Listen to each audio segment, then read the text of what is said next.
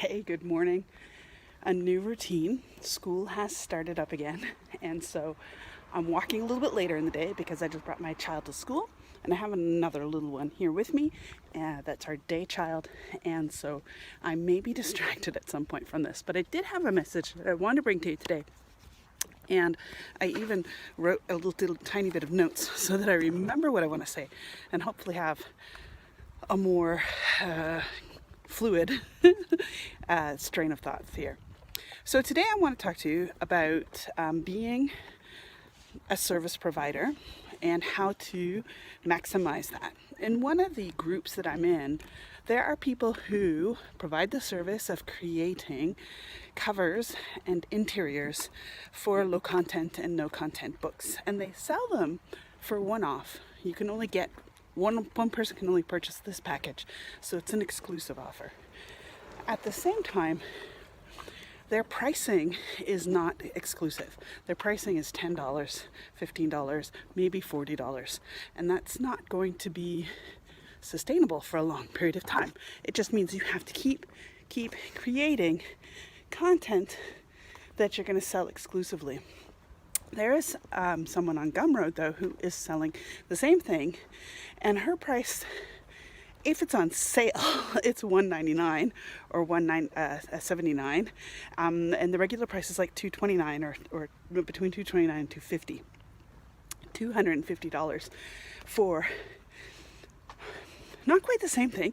You do get 25 different books, different niches, but it's a bigger sale, and there's a similar interior into them. So it's something to think about, right? How are you pricing your premium offer? How are you securing your work so that you're not reinventing the wheel every month or every day to get a $10 client? But if you can get a $250 client, I mean, if you do the math, right? If you're getting 25 books and interiors for $250 compared to getting one book for $10, it's the same. You're paying the same for a book. But what this one woman on Gumroad knows is that she has $250 in her pocket. She doesn't have to worry about acquiring 25 customers to get that, whereas the person selling just for $10 does. So that's the level of a product creator, and there's going to be a total of 3 levels that we're going to talk about today. So product creator is just hey, I can create some really cool assets and sell them off either for a premium so only one person can use it, or I can sell them off for the masses so that as many people as want them can use them. So I have a product, for example, on Gumroad. I have two products, and I just launched one yesterday. 2 products on Gumroad that haven't sold yet at all. One's been up there for a while. I don't think it's going to sell. The other one was put up yesterday, and I know some people who will buy it. But right now, as I speak, or last time I checked, there was no sales on it yet. But I also have products that have sold over 200 times. And these that have sold over 200 times are really sweet, right? So that comes because I've become an asset creator and no longer just a product creator, right? I'm not selling premium one-off deals. You're the only person. I do have some of those in my store as well. But I've also added to that just assets. So you can take any of my first name series, for example, and it's super simple to mix and match that with other assets to create something completely unique, so I can sell my things to more than one person. That has a great benefit, because if I'm selling a product that is priced at $10 and I've sold it to over 200 people, I've made a lot more money. And I don't have to reinvent the wheel. I don't have to create new product for that. All I have to do is find new buyers for it. So your product creator is actually perpetually doomed to create new products as well as find new buyers for those products, right? Unless you have a list. And even if you have a list, that might be challenging. You have to keep growing your list, right? So an asset creator is the next step up. You have product creator, your asset creator. The asset creator is able to benefit on a more universal approach, on a greater ability to mix and match, and so that everybody who buys that product from you can still have and still create a very unique offer for their customers. Right? So that's an asset creator. And the final one is networker. And the best way to define this whole thing is basically, if I go into a story, I don't know, you've probably heard the story of how McDonald's got started. It was a pair of brothers who just started a burger joint, and it went pretty well.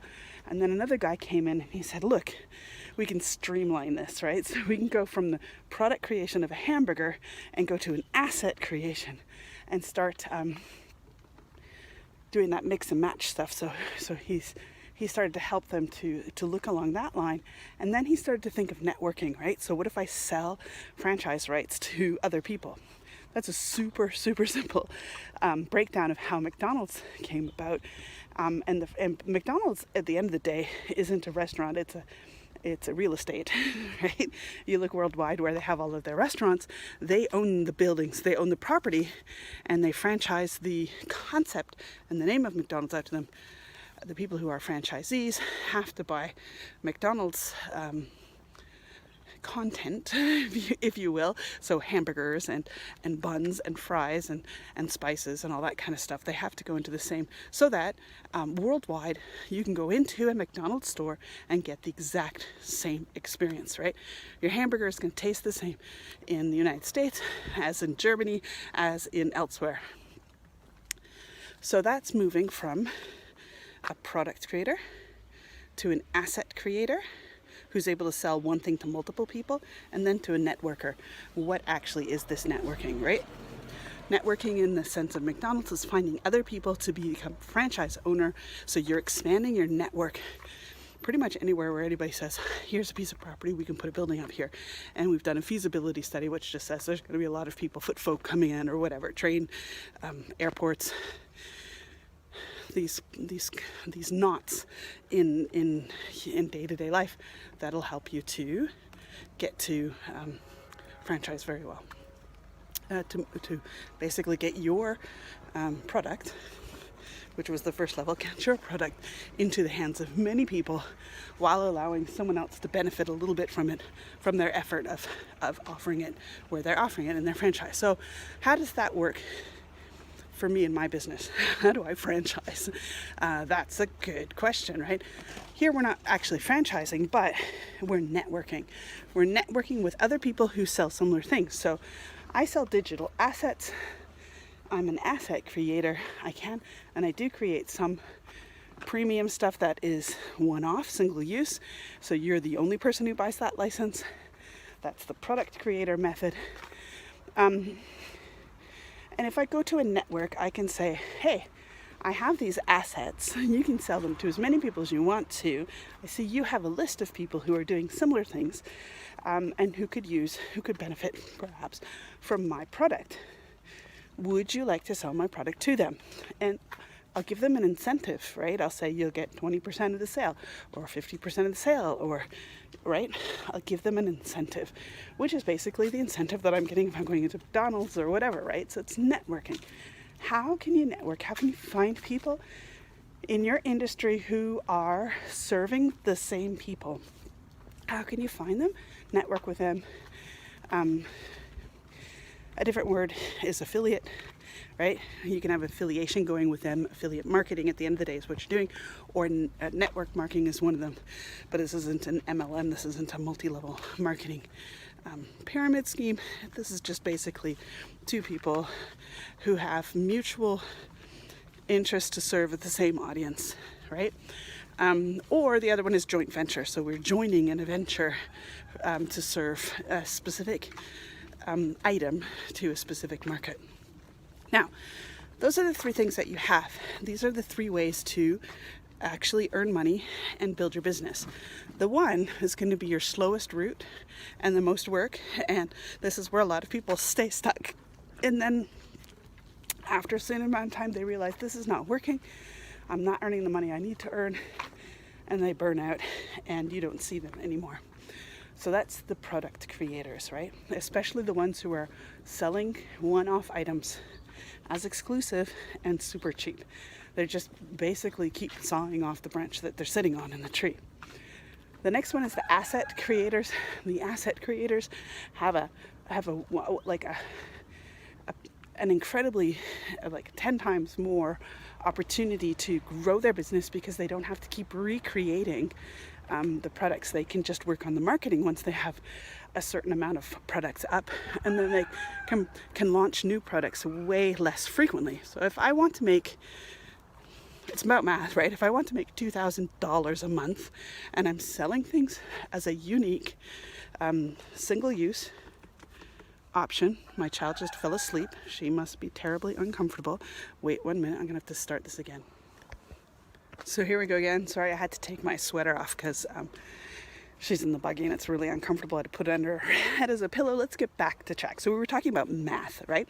If you're selling off the unique one-use, single-use licensing, and I'm selling it for $10 a pop, and I want to earn $2,000 a month, that's where I was, right? If I want to earn $2,000 a month, that means I have to go 2,000 divided by 10. I have to create 200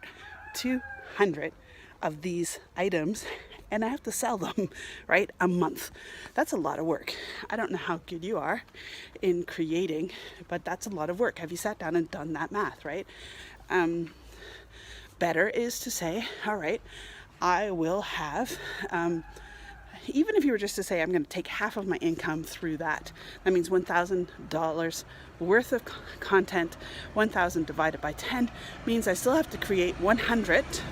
We're coming up to the road now. I have to create 100 of any product that I'm going to sell for $10 a single use. Still going to be a challenge, right? So let's say I'm going to take 50 and only make 500, right? So that's $500. Still have to make 1,500, and I've sold 50 covers, right? That's still going to take me a long time. 50 covers is more than one a day. That's crazy. $2,000 isn't going to happen.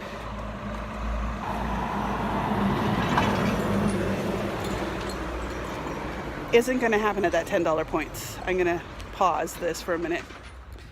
Sorry, we had to get past that main intersection. Should be pretty quiet from here out. $2,000 at a $10 a pop is not going to happen unless you have systems or people working for you. And if you're paying for people to work for you, you won't be taking home $2,000. You probably want to earn more. And if you have systems, that's probably going to cost time and money to get set up and working rightly, right? So it's not something for you if you're beginning and don't have the skill sets to set up your own systems.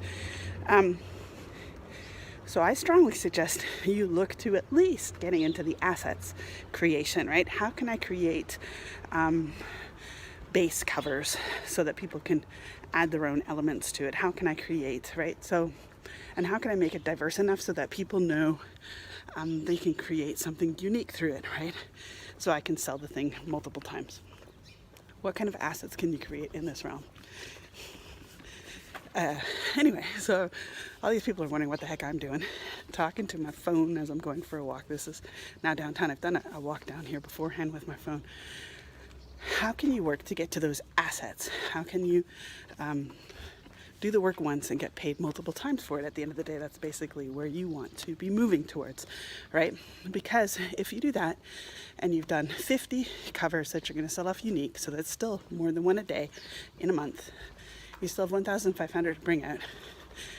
The 1,500 to bring out is going to be how are you going to do that, right? If you're going to sell something, if you're going to sell an asset for $10 still, let's just stay at the $10 price point, you still have to have 150 sales of something or the other, right? So you need to have enough diversity and flexibility in that asset that you can find 150 people who say, yes, I'll buy that. Or you double the price and you'll need 75 people who will buy that or whatever, right? And of course, over time, the really cool thing about the assets that you can sell again and again and again is once you create them in 1 month, you can still continue to sell them in the next month, right? You know this if you've uploaded a book to Amazon, which is unique one-time content, but multiple people could buy it and they could continue buying it as long as the discoverability is there, right? If you've got a good niche or you've got good marketing running in the backside, this will be a good run for you if you have a good book. So there's one car here and he's going super slow. He's also talking to someone on his phone. It's mounted, so it's all legal. It's all good. All right. this is the last intersection, and there really should be no more cars going out this way. All right, so the assets is a really sweet deal. Are you creating assets? How can you create assets? And know that when you first start creating assets, in my first month I made $50. This wasn't gonna pay the rent, right? But I took that $50 and I reinvested it into systems to help me create more assets so that I could, after month 2, have a really good go at it. So I've been in this for 2 months now. I have over 200 customers, and I'm positioned to do well going forward. I'm still not, I've only made a couple $100. I'm not at 1,000 yet. So I'm preaching to the choir. I'm preaching to myself with this, right? What kind of assets can I create that can have a good long shelf life, and I can work on various marketing creatives to go alongside that, and to bring that information to the market. I can work on that. So the next thing, the third level, right? That was product creator, assets creator. And the third level again is the networking. How do I work with other people? This is like the way to blow it out of the water. It's not just 10xing your product creation, it's 100xing your asset creation, potentially, right? Because you start with one partner, one person, one JV partner. JV is joint venture, right? One affiliate partner. Give them a good incentive. Give them 50%. They're helping to build your list, right? Treat them well. Look for people who treat their people well. That's the people you want to work with. Don't go with people who are just nickel and diming everything. Go and get that,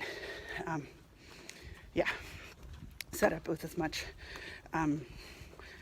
good vibes right from the start.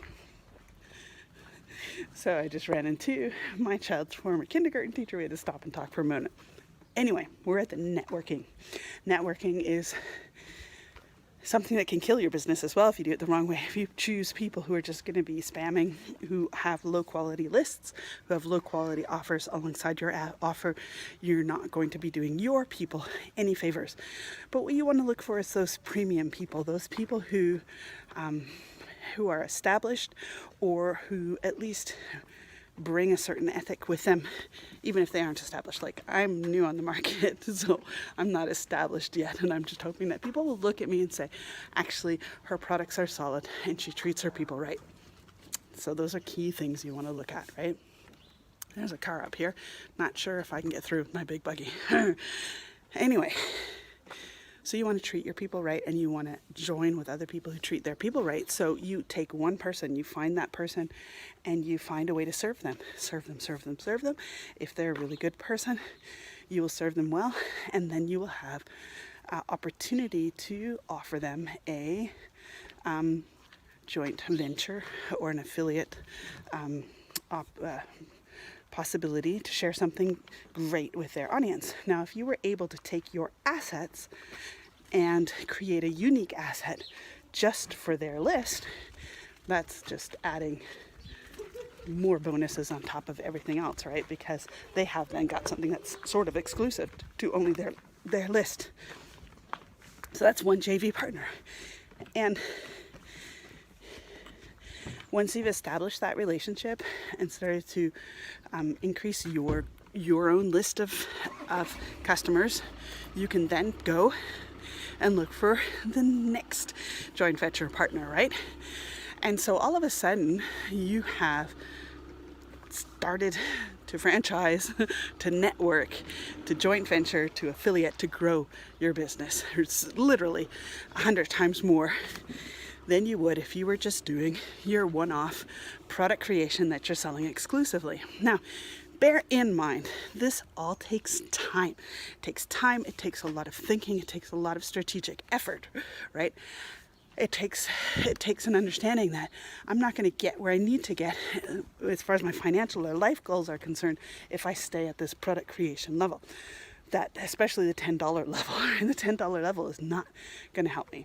The $250 level is is okay, but you have to have systems in place to be able to crank out 25 new products for one person and then 25 new products a month for a different person, right? So if you want to get to the 2,000, you have to still sell that $2,000 profit in pocket a month. You still have to sell it 8 times, right? So 8 times 25 is a lot of assets that you have to create still in a month to make that happen.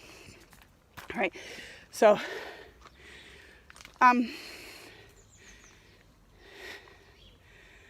that's 200 assets a month. That's a lot. I mean, that just blows my mind that people even entertain that idea. Yes, if you've grown to a certain size, or if you have a certain amount of money that you can just throw into it to begin with and not worry about getting the $2,000, but that's your goal, to get to self-funding $2,000, yeah, then, you know, I would hire a team, train them how to do what I want them to do, and then quickly grow. But 9 times out of 10, that's not who we're dealing with here. We're dealing with people who are starting off slow and building as they go, building their equity as they go, right? So start thinking about how you can go take your product creation skills and how you can create something that's more on the asset level, right? That you can sell to more people at once. And even there, you have some flexibility. You can slightly increase your price because you say, I'm only selling to 5 people. I'm only selling to 10 people, right? That turns your $10 offer into a $20 offer maybe, and helps to increase your speed of growth. And of course, then also understand who else is on your scene, who is your competition, or who is your, colleague, not competition, colleague, right? Who can you be strategically working with?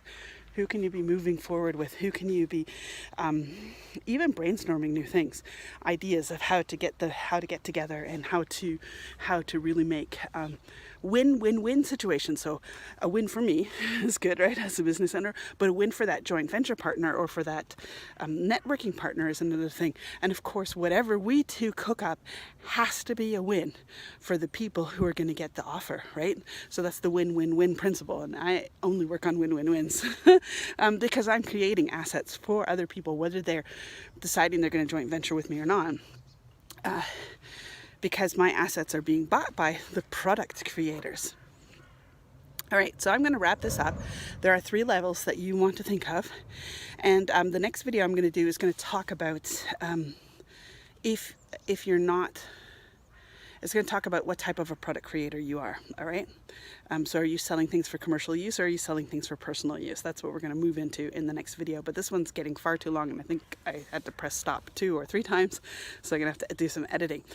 If you have any questions to this, if you're looking for joint venture partners, whether you're new or not new to the scene, I'm new, I'm open to newbies, that's okay, but I need to talk with you. I need to have a conversation with you. I need to understand your work ethic. It's not a formal interview of like half an hour or anything like that. I just need to know that we connect, right?